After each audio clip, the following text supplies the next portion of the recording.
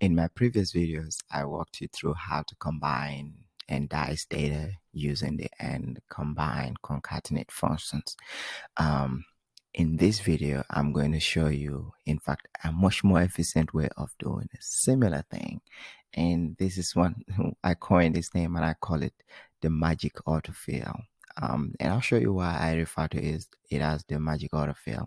What it does is magical, and you could use it in various scenarios. It's not just for concatenation, combining strings of data and the likes. No, it is something that you could use in many other exercises. So in this exercise, we want to combine the company, department, and account into a unique ID, and we want to use this name that I coined called the magic autofill.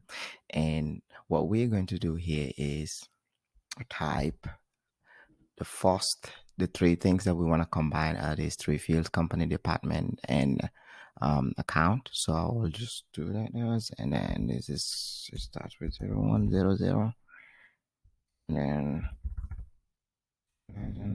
then the first one is this. So we've typed that. That's what we want to do, and we want to do that for all of these other rows of data. So what we do is we press Control E. So there you go. It's autofill all the way down. All of these three cells, they're all combined, and you've done the same thing that concatenation would do, combine will do, using AND will do. All of those things in just one simple step. Type it out and just click Control E, and that will save you all the time that you might have to use figuring out a certain function to write or anything. And this applies in case where you have